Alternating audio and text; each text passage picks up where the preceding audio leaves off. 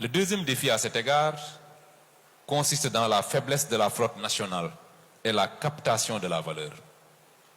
Tant que l'essentiel du fret généré par nos propres échanges est transporté sous pavillon étranger, une part significative de la valeur ajoutée de notre commerce maritime nous échappera. Le développement d'un armement national est un chantier de souveraineté. Le troisième défi que je voudrais partager avec vous, c'est la transition écologique des opérations portuaires et maritimes.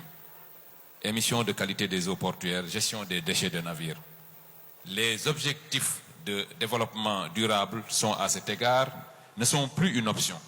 C'est une condition d'accès au marché et aux financements internationaux. L'avant-dernier défi, c'est le quatrième, c'est de parachever la digitalisation des chaînes logistiques.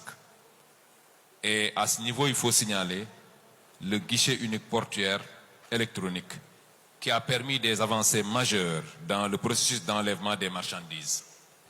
Il nous faut désormais aller au bout de cette dématérialisation de bout en bout avec l'interopérabilité entre les systèmes et la cybersécurité de nos plateformes.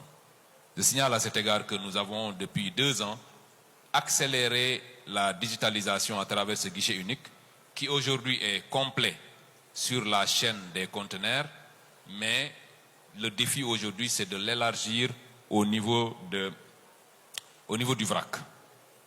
Le cinquième défi, le dernier, c'est le financement et les compétences. Les infrastructures et la flotte exigent des capitaux et des montages innovants. Les métiers du maritime, de la logistique et du génie portuaire exigent eux aussi un investissement massif dans la formation. À ces défis s'ajoute la vigilance constante que requiert la sécurité et la sûreté maritime qui appellent une coopération régionale renforcée. Le deuxième mouvement de ce que je veux partager avec vous, mesdames, messieurs, ce sont les enjeux, c'est-à-dire pourquoi est-ce que ce secteur est stratégique pour la vision 2050 que le président de la République a rappelé tout à l'heure. Un enjeu de compétitivité et de rayonnement international. Cette exigence de performance vient d'être consacrée à l'échelle mondiale.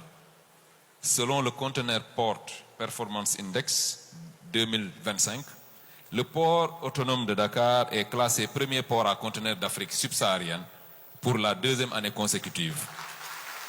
Sur plus de 400 ports évalués dans le monde. Ce classement n'est pas un trophée. C'est un argument commercial décisif face à la concurrence des corridors ouest-africains. Un enjeu d'intégration régionale, c'est le second enjeu. Le deuxième, notre stratégie est également tournée vers l'Interland, le Mali, mais aussi le Burkina Faso et le Niger, pour consolider le corridor Dakar-Bamako et positionner le Sénégal comme véritable hub logistique de l'Afrique de l'Ouest. En cohérence avec la ZLECAf, chaque conteneur qui transite par Dakar irrigue l'activité économique bien au-delà de la capitale jusqu'au cœur du continent. Je signale à cet égard que, de façon historique, depuis 1960, nous occupons la première place en ce qui concerne le transit malien. Nous en sommes aujourd'hui, je crois, à 68% du transit malien, ce qui constitue en tout cas un maintien de la place du port de Dakar comme étant le premier port malien. L'autre enjeu est un enjeu environnemental et climatique qui est au cœur de ce qui nous occupe aujourd'hui. La décarbonisation du transport maritime et la promotion des ports verts sont indissociables de notre stratégie nationale de résilience climatique et de l'attractivité future de notre place portuaire. Le dernier enjeu, c'est un enjeu d'emploi et de formation. Les métiers portuaires, maritimes et logistiques sont des gisements d'emploi qualifiés pour notre jeunesse, à condition d'investir dans le capital humain, l'un des 4 axes de notre plan de repositionnement. Le troisième et dernier mouvement de mon intervention de ce matin concernera les opportunités, c'est-à-dire toutes les perspectives qui doivent nous mener à bâtir une logistique maritime durable et souveraine. Les défis et les enjeux se dessinent en creux des opportunités considérables que le port de Dakar a d'ores et déjà commencé à transformer en réalisation concrète. À cet égard, je voulais signaler qu'il y a un portefeuille de projets structurants pilotés seront des standards internationaux.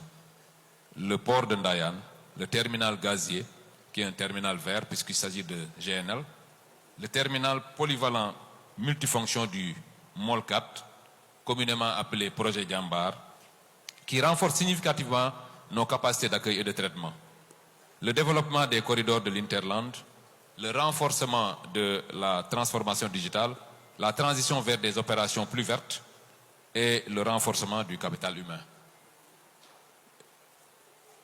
Monsieur le modérateur, je vais terminer par là. Les résultats du port autonome de Dakar,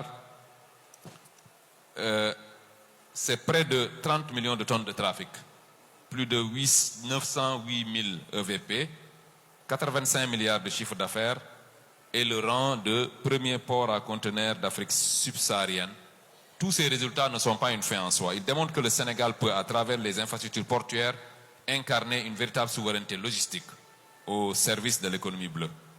La vision Sénégal 2050 nous appelle à aller plus loin, moderniser nos infrastructures, renforcer notre flotte, digitaliser notre processus, accélérer nos opérations et former les femmes et les hommes qui porteront notre ambition dans la durée.